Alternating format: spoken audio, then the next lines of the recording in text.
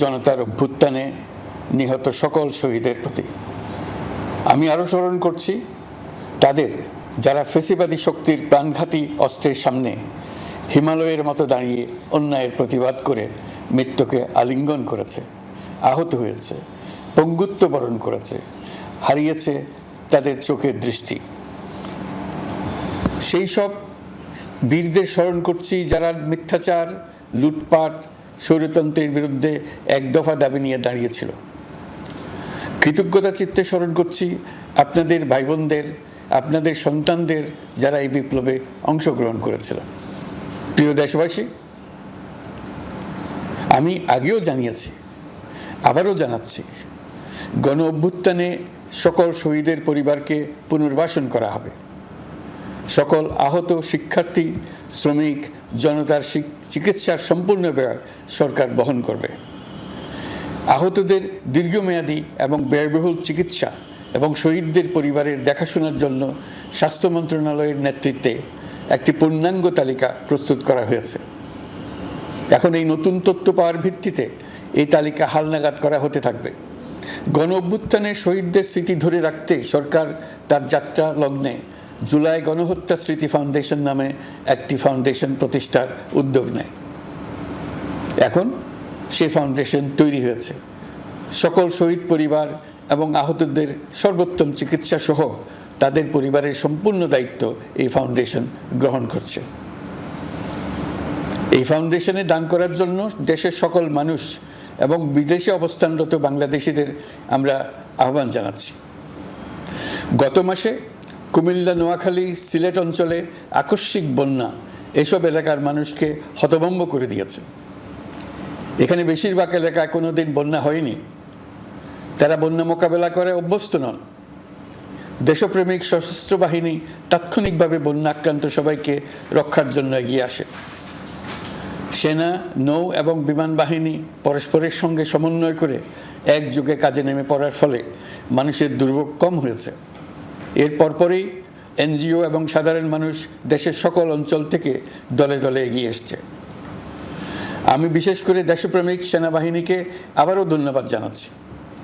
দেশের সকল দুর্যোগকালে তারা সবসময় আন্তরিকভাবে এগিয়ে এসছে।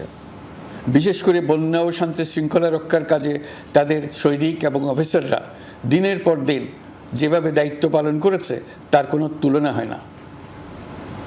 জনজীবনে স্বস্তি ও আত্মবিশ্বাস প্রতিষ্ঠায় তাদের ভূমিকা অনন্য।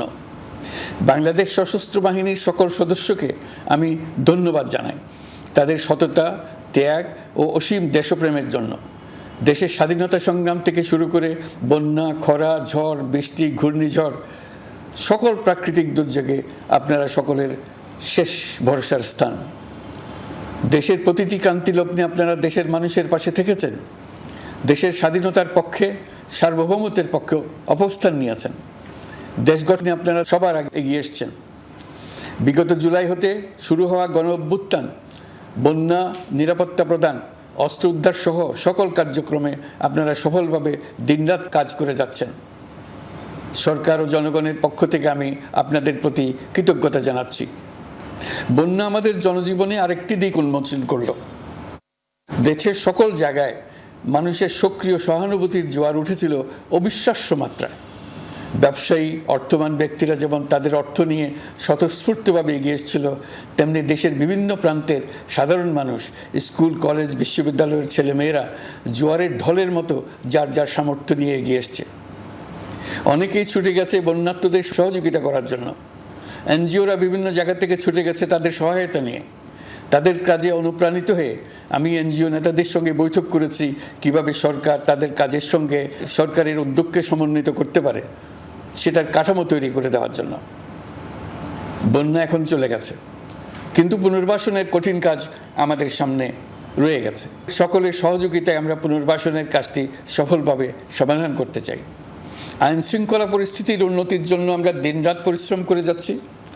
যে সমস্ত ভাই বোনেরা তাদের গত 16 বছরের বেদনা জানিয়ে তার প্রতিকার পাওয়ার জন্য আমার অফিস এবং সচিবালয়ের অফিস সমূহের সামনে প্রতিদিন ঘেরাও কর্মসূচি দিয়ে আমাদের কাজকর্ম ব্যাহত করছিলেন, তারা আমার আহ্বানে সাড়া দিয়ে ঘেরাও কর্মসূচির থেকে বিরত হয়েছেন বটে, তবে অন্যত্র আবার তারা তাদের কর্মসূচি দিয়ে যাতায়াতে ব্যাঘাত সৃষ্টি করছেন।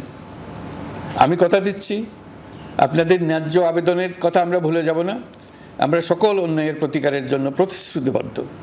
আমরা আমাদের দায়িত্বকালে যথাসম্ভব সব সমস্যার সমাধানের চেষ্টা করব। আমি আবারও অনুরোধ করছি, আপনারা যাতায়াতে ব্যাঘাত সৃষ্টি থেকে বিরত থাকুন। জাতি আপনাদের প্রতি কৃতজ্ঞ থাকবে। তৈরি পোশাক, ওষুধ শিল্প, এইসব এলাকায় শ্রমিক ভাই বোনেরা তাদের অভিযোগ জানানোর জন্য ক্রমাগতভাবে এই শিল্পের কার্যক্রম পরিচালনা বন্ধ রাখতে বাধ্য করছেন। এটা আমাদের অর্থনীতিতে যে নেতিবাচক প্রভাব ফেলবে সেটা মোটেই কাম্য নয়। এমনিতেই ছাত্র শ্রমিক জনতার বিপ্লবের পর যে অর্থনীতি আমরা পেয়েছি সেটা নিয়ম নীতিবিহীন দ্রুত ক্ষীয়মান একটা অর্থনীতি। প্রাতিষ্ঠানিক কাঠামো প্রায় ধ্বংসপ্রাপ্ত। বৈদেশিক মুদ্রার রিজার্ভ তলানিতে গিয়ে ঠেকেছে। আমরা এই অর্থনীতিতে প্রাণ সঞ্চারের চেষ্টা করছি, আমাদের উদ্যোগে সাড়াও পাচ্ছি। ঠিক এই সময়ে আমাদের শিল্প কারখানাগুলো বন্ধ হয়ে যাক, অকার্যকর হয়ে যাক, এটা আমাদের অর্থনীতিতে বিরাট আঘাত পড়বে। সেটা কিছুতেই আমাদের কাম্য হতে পারে না। শ্রমিক ভাই বোনদের অনেক দুঃখ আছে, কিন্তু সেই দুঃখ প্রকাশ করতে গিয়ে আপনাদের মূল জীবিকা বন্ধ হওয়ার উপক্রম হলে সেটা ঠিক হবে না। দেশের অর্থনীতি ধ্বংসপ্রাপ্ত হলে সেটা ঠিক হবে না। শ্রমিক মালিক উভয়ের পক্ষে আলোচনা করে এইসব সমস্যার সমাধান আমরা অবশ্যই বের করব। আপনারা কারখানা খোলা রাখুন, অর্থনীতির চাকা সচল রাখুন, দেশের অর্থনীতিকে সোজা হয়ে দাঁড়াতে দিন। আমরা আপনাদের সমস্যার স্থায়ী সমাধান বের করার জন্য সর্বশক্তি প্রয়োগ করব। মালিক পক্ষের কাছে আমাদের আবেদন, আপনারা শ্রমিকদের সঙ্গে বোঝাপড়া করুন, কারখানা সচল রাখুন, অর্থনীতির দুর্বল স্বাস্থ্যকে সবল করে তুলুন। ওষুধ শিল্প এবং তৈরি পোশাক শিল্প দেশের গৌরব। এর মাধ্যমে আমাদের শ্রমিক ভাই বোনেরা তাদের কর্মকুশলতা বিশ্বকে মুগ্ধ করেছে। এর সাফল্য এখন থমকে আছে। আমরা এই দুই শিল্পকে তাদের সম্ভাব্য শীর্ষে নিয়ে যেতে চাই। দুর্বল করার তো প্রশ্নই ওঠে না। এই দুই শিল্পের কোথায় কোথায় বাধা আছে, সমস্যা আছে, সেগুলো চিহ্নিত করে তাকে বাধামুক্ত করতে চাই। আমরা বিদেশি ক্রেতাদের একত্রিত করে তাদের সহযোগিতা চাইব, যেন বাংলাদেশের এই শিল্প দুটি বিশ্বের অন্যান্য দেশের চাইতে বেশি আস্থাযোগ্য হয়ে গড়ে উঠতে পারে। সব কিছুই সম্ভব যদি আমরা শ্রমিক মালিক সম্পর্কটা একটা নির্ভরযোগ্য, আনন্দদায়ক করে গড়ে তুলতে পারি। আমাদের সরকারের প্রথম মাস কাটল, দ্বিতীয় মাস থেকে আমরা নতুন বাংলাদেশ গড়ার ভিত্তি হিসেবে নতুন শ্রমিক মালিক সম্পর্কের সূচনা করতে চাই। এটা দেশের সবার কাম্য। দেশের নতুন প্রজন্ম নির্ভয়ে যেন তাদের ভবিষ্যৎ নিয়ে এগিয়ে যেতে পারে, আমরা সেই লক্ষ্যে কাজ করছি। আমাদের দায়িত্ব অনেক। ন্যায়ভিত্তিক একটা সমাজ গড়ে তোলার জন্য একসাথে অনেকগুলো কাজ আমাদের হাত দিতে হবে। 1 জুলাই থেকে 5 আগস্ট পর্যন্ত ছাত্র জনতার গণ আন্দোলনকে দমন করতে যেসব ফৌজদারি মামলা দায়ের করা হয়েছিল, এর মধ্যে হত্যা মামলা ছাড়া বাকি প্রায় সকল মামলা প্রত্যাহার করা হয়েছে। এইসব মামলায় গ্রেফতারকৃত সকলে মুক্তি পেয়েছে। দায়িত্ব গ্রহণের শুরুতেই অন্তর্বর্তীকালীন সরকার বিচার বিভাগের বড় সংস্কারের কাজে হাত দিয়েছে। যোগ্যতম ব্যক্তিকে প্রধান বিচারপতি নিয়োগ দেওয়াতে মানুষের মনে নতুন আশার সঞ্চার হয়েছে। আপিল বিভাগের বিচারপতি নিয়োগ, অ্যাটর্নি জেনারেল নিয়োগ এবং অন্যান্য নিয়োগগুলি অতি গুরুত্বপূর্ণ নিয়োগ, যেগুলো সবকটাই সম্পন্ন হয়েছে। সন্ত্রাস দমন আইন ও ডিজিটাল সাইবার নিরাপত্তা আইনে দায়েরকৃত মিথ্যা হয়রানিমূলক মামলাগুলো প্রত্যাহার করা হচ্ছে। সাইবার নিরাপত্তা আইন সহ বাংলাদেশে বিদ্যমান সকল কালো আইনের তালিকা করা হয়েছে। অতি সত্বর এই সকল কালো আইন বাতিল ও প্রযোজ্য ক্ষেত্রে সংশোধন করা হবে।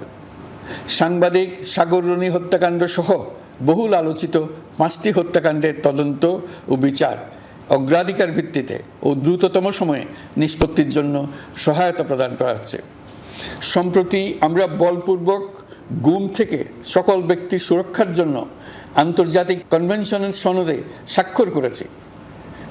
ফলে স্বৈরাচার দ্বারা প্রতিষ্ঠিত গুম সংস্কৃতির সমাপ্তি ঘটানোর জন্য আন্তর্জাতিকভাবে আমরা প্রতিজ্ঞাবদ্ধ হলাম। এছাড়া আমরা ফ্যাসিবাদ শাসনের 15 বছরে গুমের প্রতিটি ঘটনা তদন্ত করার জন্য পৃথক একটা কমিশন গঠন করছি।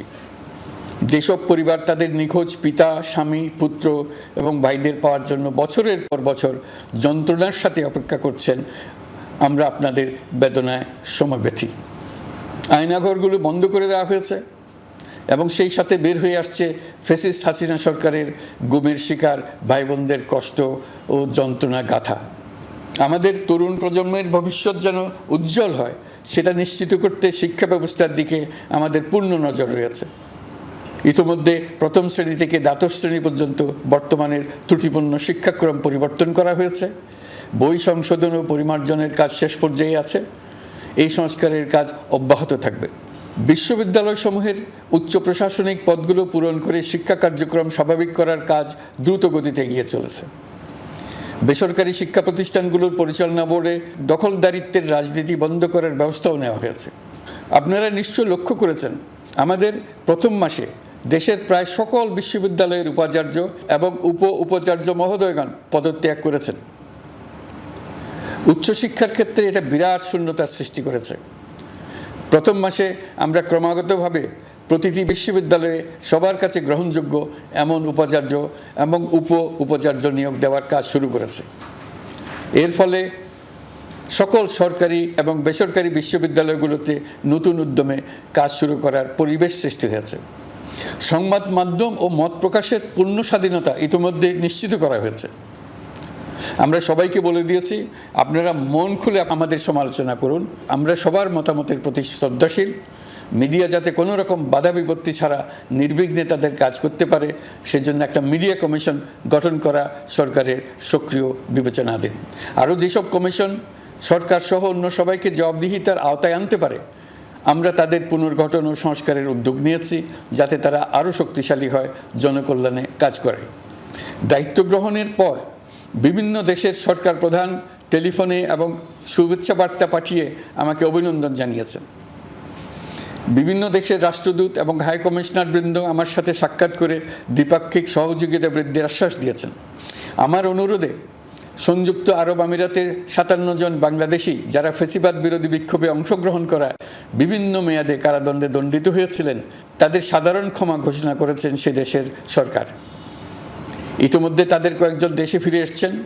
এই ক্ষমা প্রদর্শন ছিল অতি বিরল একটি ঘটনা। এই জন্য আমি সংযুক্ত আরব আমিরাতের রাষ্ট্রপতি শেখ মোহাম্মদ বিন জায়েদ আল নাহিয়ানকে ধন্যবাদ ও কৃতজ্ঞতা জানিয়েছি আপনাদের সবার পক্ষ থেকে। যে সমস্ত সরকার প্রধানের সঙ্গে আমার টেলিফোনে যোগাযোগ হয়েছে তাদের মধ্যে রয়েছেন ভারতের প্রধানমন্ত্রী নরেন্দ্র মোদী, পাকিস্তানের প্রধানমন্ত্রী শাহবাজ শরীফ। আমরা ভারত এবং অন্যান্য প্রতিবেশী রাষ্ট্রসমূহের সঙ্গে সুসম্পর্ক চাই, তবে সেই সম্পর্ক হতে হবে ন্যায্যতা এবং সমতার ভিত্তিতে। ভারতের সাথে আমরা ইতিমধ্যে বন্যা মোকাবেলায় উচ্চ পর্যায়ে দ্বিপাক্ষিক সহযোগিতার আলোচনা শুরু করেছি। দক্ষিণ এশিয়ায় আঞ্চলিক সহযোগিতা বৃদ্ধির লক্ষ্যে আমি সার্ক রাষ্ট্রগোষ্ঠী পুনর্জীবিত করার উদ্যোগ নিয়েছি। আমরা চাই আমাদের দেশ যেন একটি গণতান্ত্রিক দেশ হিসেবে বিশ্বের কাছে সম্মানের সাথে পরিচিত হয়। দেশের পরিকল্পনা যেন দেশের মানুষ কেন্দ্রিক হয়, কোনো নেতা বা দল কেন্দ্রিক না হয়।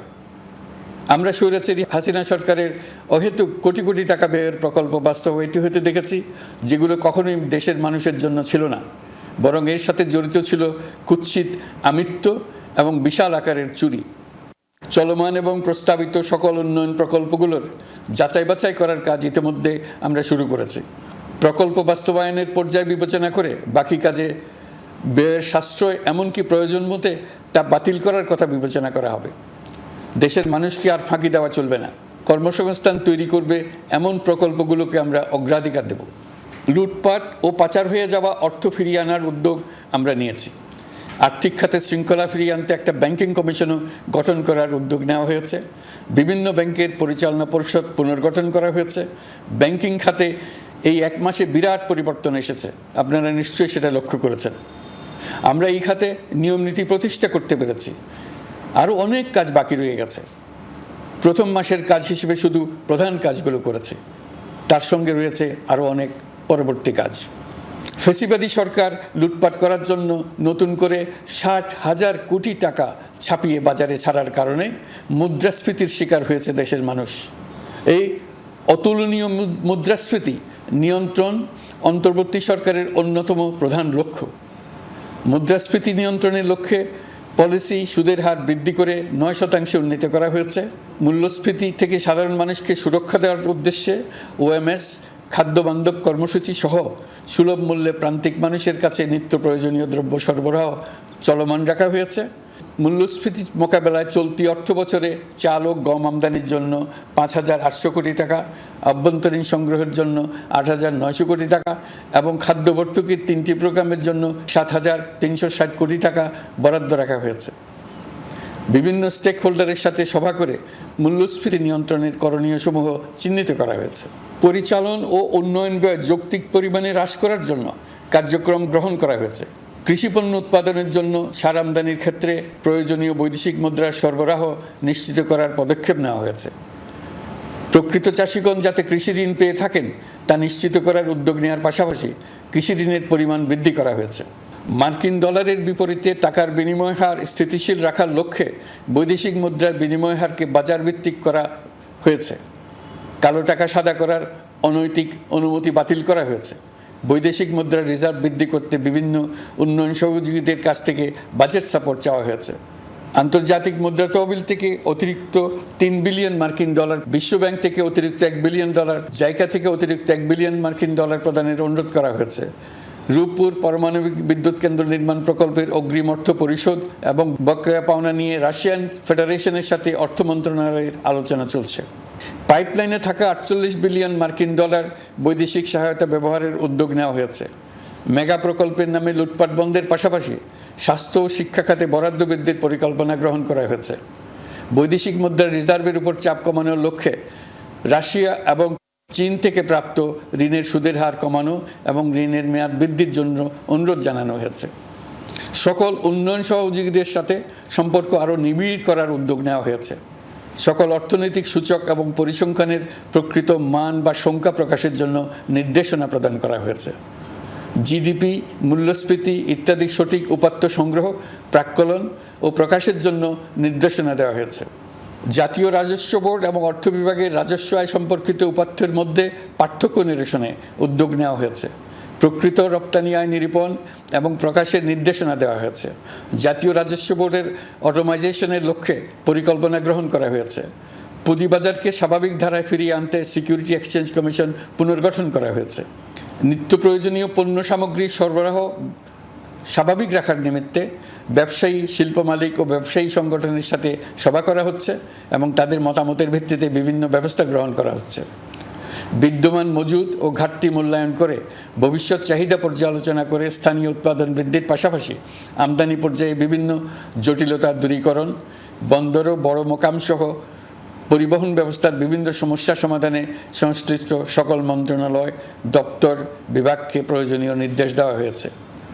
এই জন্য তেল, চিনি, ডিম ও মাংস উৎপাদনকারী বৃহৎ প্রতিষ্ঠানসমূহের সাথে সভা ও মতবিনিময় করা হচ্ছে। নিত্য প্রয়োজনীয় কিছু দ্রব্যাদি যেমন পেঁয়াজ, আলু এসবের দাম আরও কমানোর জন্য বিদ্যমান শুল্ক হার হ্রাসের বিষয়ে এনবিআরকে প্রয়োজনীয় নির্দেশনা দেওয়া হয়েছে। ইতোমধ্যে এনবিআর পেঁয়াজ, আলু ও কতিপয় কীটনাশকের ক্ষেত্রে আমদানি শুল্ক হ্রাস এবং ক্ষেত্র বিশেষে রেগুলেটরি শুল্ক প্রত্যাহার করে এসআরও জারি করেছে।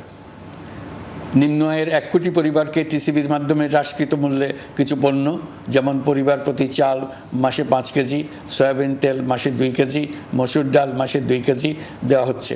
এটি সামনের দিনগুলোতে অব্যাহত রাখা হবে। সরকার দায়িত্ব গ্রহণের পর জনপ্রত্যাশা অনুযায়ী বিদ্যুৎ, জ্বালানি ও খনিজ সম্পদ মন্ত্রণালয় হতে বিদ্যুৎ ও জ্বালানির দ্রুত সরবরাহ বৃদ্ধি আইনের অধীনে চলমান সকল প্রকার নেগোসিয়েশন, প্রকল্প বাছাই এবং ক্রয় প্রক্রিয়াকরণ কার্যক্রম আপাতত স্থগিত করা হয়েছে। গত 1.5 দশকে এই আইন ব্যবহার করে লক্ষ কোটি টাকা লুটপাট হয়েছে। বিদ্যুৎ, জ্বালানি ও খনিজ সম্পদ মন্ত্রণালয়ের আওতাধীন কোম্পানিসমূহে অধিকতর স্বচ্ছতা ও জবাবদিহিতা আনার লক্ষ্যে কোম্পানিসমূহের পরিচালনা পর্ষদ পুনর্গঠন করা হয়েছে। প্রকৌশল, ভূতত্ত্ব এবং খনিজ হিসাব বিষয়ে অধ্যয়ন করেছে এমন ছাত্র প্রতিনিধি অন্তর্ভুক্ত করার জন্য উদ্যোগ গ্রহণ করা হয়েছে। এই খাতে অধিকতর সক্ষমতা, গতিশীলতা এবং জবাবদিহিতা নিশ্চিত করার লক্ষ্যে বিশেষজ্ঞগণের সমন্বয়ে একটি কমিটি গঠন করা হয়েছে। জ্বালানি তেলের মূল্য জনপ্রত্যাশা অনুযায়ী সহনশীল রাখতে অকটেন ও পেট্রোলের দাম 6 টাকা, ডিজেল ও কেরোসিনের দাম 1 টাকা 25 পয়সা কমানো হয়েছে। 37 দিন বন্ধ থাকার পর গত 25 আগস্ট হতে মিরপুর 10 ও কাজীপাড়া স্টেশন ছাড়া বাকি সব স্টেশনে মেট্রো রেল পুনরায় চালু করা হয়েছে।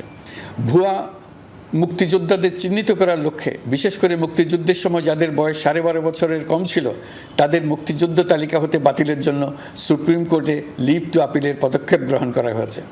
মুক্তিযোদ্ধা কল্যাণ ট্রাস্টের আওতাধীন বেদখলকৃত স্থাবর সম্পত্তি উদ্ধারে প্রয়োজনীয় ব্যবস্থা গ্রহণ করা হয়েছে।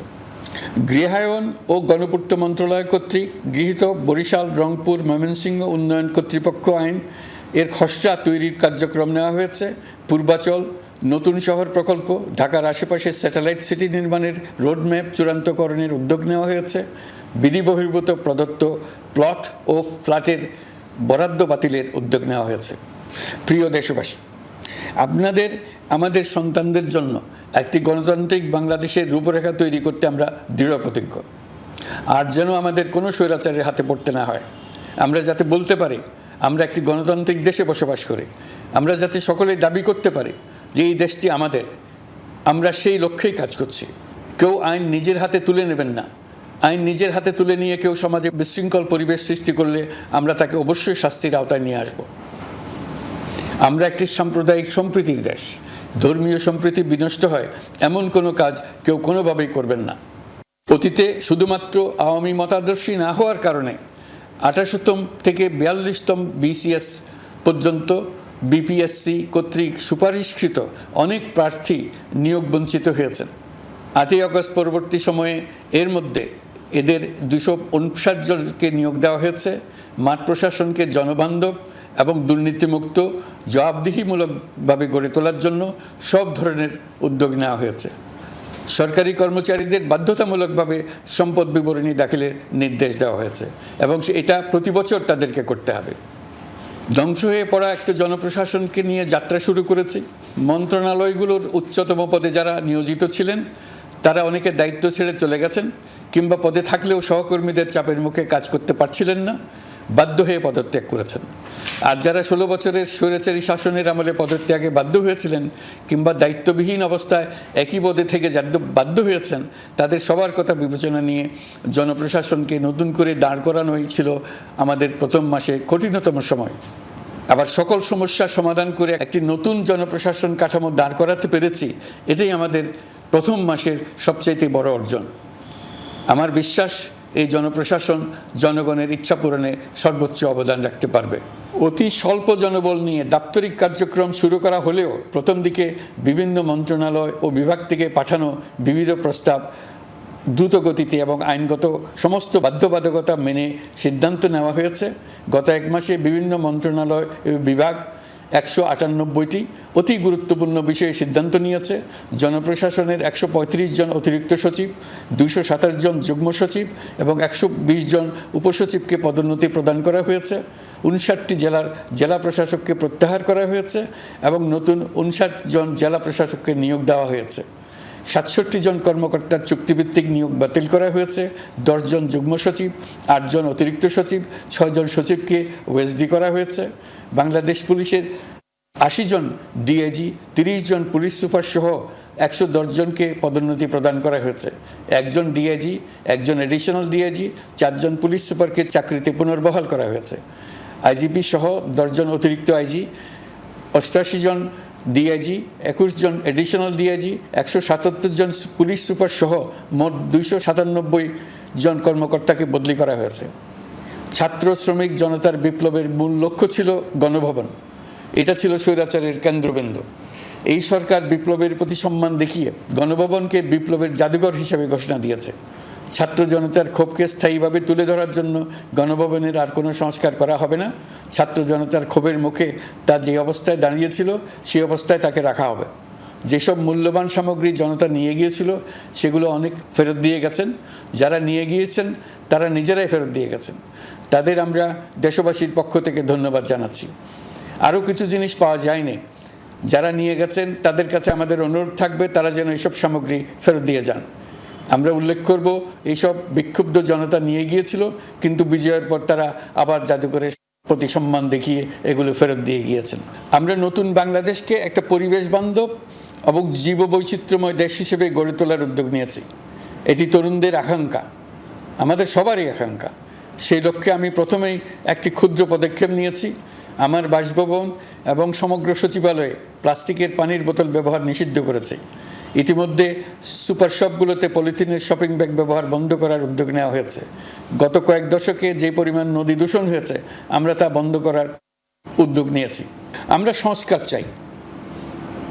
আমাদের একান্ত অনুরোধ, আমাদের উপর যে সংস্কারের গুরু দায়িত্ব দিয়েছেন, সেই দায়িত্ব দিয়ে আপনারা দর্শকের গ্যালারিতে চলে যাবেন না। আপনারা আমাদের সঙ্গে থাকুন, আমরা একসঙ্গে সংস্কার করব। এটা আমাদের সবার দায়িত্ব। আপনারা নিজ নিজ জগতে সংস্কার আনুন। একটা জাতির সংস্কার শুধু সরকারের সংস্কার হলে হয় না। আপনি ব্যবসায়ী হলে আপনার ব্যবসায় সংস্কার আনুন। ব্যবসায়ী গোষ্ঠীরা তাদের নিজ নিজ সমিতির মাধ্যমে সংস্কার আনুন। সমিতিতে সংস্কার আনুন। নতুন করে সমিতি গঠনতন্ত্র সংশোধন করুন। আপনি শ্রমিক হলে আপনার ক্ষেত্রে আপনি সংস্কার করুন। আপনি রাজনৈতিক নেতাকর্মী হলে আপনার ক্ষেত্রে সংস্কার করুন। আপনি প্রতিষ্ঠান প্রধান হলে আপনার প্রতিষ্ঠানে সংস্কার আনুন। আমি এটাকে সুযোগ হিসেবে গ্রহণ করার জন্য সবাইকে আহ্বান জানাচ্ছি। এই সংস্কারের মাধ্যমে আমরা জাতি হিসেবে নতুনভাবে যাত্রা শুরু করতে চাই। আমাদের এই যাত্রা আমাদেরকে পৃথিবীর একটা সম্মানিত জাতি হিসেবে প্রতিষ্ঠিত করুক, এটাই আমাদের সবার কাম্য, এটাই আমাদের সবার লক্ষ্য। গত এক মাসে আমি বেশ কিছু রাজনৈতিক দলের সঙ্গে পৃথকভাবে বসছি, তাদের সঙ্গে মতামত বিনিময় করেছি। তারা আমাদের উৎসাহিত করেছেন, ছাত্র শ্রমিক জনতার বিপ্লবের লক্ষ্যের প্রতি সমর্থন জানিয়েছেন, সংস্কারের কাজে পূর্ণ সহযোগিতার দেওয়ার আশ্বাস দিয়েছেন। আমি দেশের বিশিষ্ট সম্পাদক বৃন্দের সঙ্গে মত বিনিময় করেছি, তারাও সংস্কারের কাজে পূর্ণ সহযোগিতা দেওয়ার আশ্বাস দিয়েছেন। তারা বিভিন্ন বিষয়ে মূল্যবান পরামর্শ দিয়েছেন। সবার পরামর্শ নিয়ে এখন আমাদের অগ্রসর হওয়ার পালা। আমি বিশিষ্ট ব্যবসায়ীদের সঙ্গে বৈঠক করেছি, তাদের কাছে আমাদের সরকারের লক্ষ্যগুলো ব্যাখ্যা করেছি, তারাও আমাদের লক্ষ্যের সঙ্গে একমত প্রকাশ করেছেন। আপনারা জানেন, ছাত্র শ্রমিক জনতার ঐতিহাসিক জুলাই গণ অভ্যুত্থানের মুখে এবং হাজারো মানুষের আত্মদানের বিনিময়ে বাংলাদেশে ফ্যাসিস্ট সরকারের পতন হয়েছে। এই গণ অভ্যুত্থানের বার্তা ও আকাঙ্ক্ষা বাস্তবায়নের জন্য একটি অভূতপূর্ব সময় ও সুযোগ আমরা এর মধ্য দিয়ে অর্জন করেছি। এর বাস্তবায়ন তথা বাংলাদেশের ফ্যাসিজম বা স্বৈরতান্ত্রিক শাসন পুনরাবৃত্তির আশঙ্কা রোধ এবং জনমালিকানা ভিত্তিক কল্যাণমুখী জনস্বার্থে নিবেদিত একটি রাষ্ট্র ব্যবস্থা প্রবর্তনের লক্ষ্যে কিছু জাতীয় ভিত্তিক সংস্কার সম্পন্ন করা জরুরি হয়ে পড়েছে। উক্ত সংস্কার ভাবনার অন্যতম কেন্দ্রবিন্দু হচ্ছে সুষ্ঠু নির্বাচন ব্যবস্থা, সুশাসন প্রতিষ্ঠা করা। আমরা যেহেতু জনগণের ভোটাধিকার ও জনগণের মালিকানায় বিশ্বাস করি, সেহেতু নির্বাচন ব্যবস্থার উন্নয়নে আমাদের সংস্কার ভাবনায় গুরুত্ব পেয়েছে অধিক। আমরা মনে করি নির্বাচনের নামে সংখ্যাগরিষ্ঠতার একাধিপত্য ও দুঃশাসন মানুষের উপর চাপিয়ে দেওয়া বা এর মাধ্যমে এক ব্যক্তি বা এক পরিবার বা কোনো গোষ্ঠীর কাছে সকল ক্ষমতা কুক্ষিগত করে রাখার কোনো ক্রমেই গ্রহণযোগ্য নয়। এসব আশঙ্কা রোধ করার জন্য নির্বাচনের সাথে সম্পর্কিত নির্বাচন কমিশন সহ অন্যান্য প্রতিষ্ঠানগুলোর সংস্কারের কথা আমরা ভাবছি। নির্বাচন ব্যবস্থার সাথে সম্পর্কিত প্রতিষ্ঠান হিসেবে পুলিশ প্রশাসন, জনপ্রশাসন, বিচার প্রশাসন, দুর্নীতি দমন কমিশন এই 4টি প্রতিষ্ঠানের সংস্কার করা সুষ্ঠু ও অবাধ নির্বাচনের জন্য অপরিহার্য। এসব প্রতিষ্ঠানের সংস্কার জনমালিকানা ভিত্তিক, জবাবদিহিমূলক এবং কল্যাণমূলক রাষ্ট্র ব্যবস্থা প্রতিষ্ঠায় অবদান রাখবে বলে আমি বিশ্বাস করি। এর পাশাপাশি সমাজের সকল স্তরের মানুষের প্রতিনিধিত্ব ও স্বার্থ নিশ্চিত করার জন্য এবং জুলাই গণ অভ্যুত্থানের বার্তাকে প্রতিফলিত করার জন্য সাংবিধানিক সংস্কারের প্রয়োজন আমরা অনুভব করছি। এসব বিষয়ে সংস্কার করার প্রাথমিক পদক্ষেপ হিসেবে আমরা প্রাথমিকভাবে 6টি কমিশন গঠন করার সিদ্ধান্ত নিয়েছি। এসব কমিশনের কাজ পরিচালনার জন্য বিষয়ভিত্তিক অভিজ্ঞতা বিবেচনা করে 6 জন বিশিষ্ট নাগরিকের নেতৃত্বে এই কমিশনগুলো পরিচালনা করার দায়িত্ব দিয়েছি। এরপর আরও বিভিন্ন বিষয়ে কমিশন গঠন করার প্রক্রিয়া আমরা অব্যাহত রাখব। নির্বাচন ব্যবস্থা সংস্কার কমিশনের প্রধান হিসেবে দায়িত্ব পালন করবেন ডক্টর বদিউল আলম মজুমদার। পুলিশ প্রশাসন সংস্কার কমিশনের প্রধান হিসেবে কাজ করবেন জনাব সরফরাজ চৌধুরী। বিচার বিভাগ সংস্কার কমিশনের প্রধান হিসেবে দায়িত্ব পালন করবেন বিচারপতি শাহ আবু নাঈম মমিনুর রহমান। দুর্নীতি দমন সংস্কার কমিশনের প্রধান হিসেবে দায়িত্ব পালন করবেন ডক্টর ইফতেখারুজ্জামান। জনপ্রশাসন সংস্কার কমিশনের প্রধান হিসেবে দায়িত্ব পালন করবেন জনাব আব্দুল মঈদ চৌধুরী। সংবিধান সংস্কার কমিশনের প্রধান হিসেবে দায়িত্ব পালন ডক্টর শাহদিন মালিক। এসব কমিশনের অন্য সদস্যদের নাম কমিশন প্রধানদের সাথে আলোচনা করে ঠিক করা হবে। কমিশনগুলোর আলোচনা ও পরামর্শ সভায় উপদেষ্টা পরিষদের সদস্য, ছাত্র শ্রমিক জনতা আন্দোলনের প্রতিনিধি, নাগরিক সমাজ ও রাজনৈতিক দলের প্রতিনিধিরা উপস্থিত থাকবেন। পূর্ণাঙ্গভাবে গঠিত হওয়ার পর কমিশন আনুষ্ঠানিকভাবে তাদের কাজ আগামী 1 অক্টোবর থেকে শুরু করতে পারবে বলে আমি আশা করছি এবং এটি পরবর্তী 3 মাসের মধ্যে সম্পন্ন হবে বলে আমরা ধারণা করছি। কমিশনের রিপোর্টের ভিত্তিতে সরকার পরবর্তী পর্যায়ে প্রধান রাজনৈতিক দলগুলোর সাথে পরামর্শ সভার আয়োজন করবে। চূড়ান্ত পর্যায়ে ছাত্র সমাজ, নাগরিক সমাজ, রাজনৈতিক দলের প্রতিনিধি, সরকারের প্রতিনিধি নিয়ে ব্যাপক ভিত্তিক 3 থেকে 7 দিন ব্যাপী একটি পরামর্শ সভার ভিত্তিতে সংস্কার ভাবনার রূপরেখা চূড়ান্ত করা হবে। এতে এই রূপরেখা কীভাবে বাস্তবায়ন হবে তার একটি ধারণাও দেওয়া হবে। এই আয়োজন জুলাই গণ অভ্যুত্থানের বার্তা বাস্তবায়ন ও রাষ্ট্র পুনর্নির্মাণ তাগিদের ঐক্যবন্ধনে গোটা জাতিকে শক্তিশালী ও আশাবাদী করে তুলবে বলে আমাদের বিশ্বাস। প্রিয় দেশবাসী, আমাদের সামনে অনেক কাজ, সবাই মিলে একই লক্ষ্যে আমরা অগ্রসর হতে চাই। আমাদের মধ্যে, বিশেষ করে আমাদের নতুন প্রজন্মের মধ্যে যে সুপ্ত প্রতিভা লুকিয়ে আছে সেটা যেন বিনা বাধায় রাষ্ট্রের এবং সমাজের সহযোগিতায় প্রকাশ করতে পারি, সেই সুযোগের কাঠামো তৈরি করতে চাই। সকলে মিলে আমাদের পরিবারের প্রতিটি সদস্যকে, সে ঝাড়ুদার হোক, ছাত্র হোক, শিক্ষক হোক, যে কোনো ধর্মের হোক, সবার সমান অধিকার নিশ্চিত করতে চাই। এই হলো আমাদের সংস্কারের মূল লক্ষ্য। আসুন ছাত্র শ্রমিক জনতার এই বিপ্লবের লক্ষ্যকে আমরা দ্রুত বাস্তবায়ন করি। আমাদের প্রথম মাসে আমরা যেই গতিতে, যে উদ্যম নিয়ে কাজ এগিয়ে নিয়ে যাওয়ার কথা চিন্তা করেছিলাম সেটা হয়তো করতে পারিনি বাস্তব অবস্থার পরিপ্রেক্ষিতে। দেশের আইনশৃঙ্খলা পরিস্থিতি স্বাভাবিক রাখা গেলে আশা করি আমরা আমাদের গতি অনেক বাড়াতে পারব। এই জন্য দেশের সকল মানুষের কাছে, শিক্ষক, ছাত্রছাত্রী, কৃষক, শ্রমিক, পেশাজীবী, বড় ব্যবসায়ী, ক্ষুদ্র ব্যবসায়ী, দিনমজুর, গৃহিণী, সকলের সহযোগিতা চাইছি। আমাদের কাজ বড় কঠিন, কিন্তু জাতি হিসেবে এবার ব্যর্থ হওয়ার কোনো অবকাশ আমাদের নেই। আমাদেরকে সফল হতেই হবে। এই সাফল্য আপনাদের কারণেই আসবে, আপনার সহযোগিতার কারণেই আসবে। আমাদের কাজ হবে আপনার আমার স্বপ্নকে বাস্তবে রূপায়িত করা। এখন আমরা আমাদের 2য় মাস শুরু করছি। আমাদের 2য় মাসে যেন আপনাদের মনে দৃঢ় আস্থা সৃষ্টি করতে পারি, সেই চেষ্টা করে যাব। ধৈর্য ধরুন, এই কথাটি আমি মোটেই আপনাদের বলবো না। আমরা সবাই অধৈর্য হয়ে পড়েছি। এত সব কাজ কখন যে শেষ হবে এটা চিন্তা করে আমরা অধৈর্য হব, কেন হব না? কিন্তু সঠিকভাবে কাজ করব, কাজে কোনো অধৈর্যের চিহ্ন রাখব না। প্রিয় দেশবাসী, দেশের শিশু, কিশোর কিশোরী, তরুণ তরুণী, ছাত্রছাত্রী, বয়স্ক, বৃদ্ধ, পুরুষ, মহিলা, সবাইকে আবারও আমার সালাম জানাচ্ছি। আসসালামু আলাইকুম। আপনাদের সবাইকে ধন্যবাদ জানাচ্ছি। মহান আল্লাহ আমাদের সকলের সহায় হোক।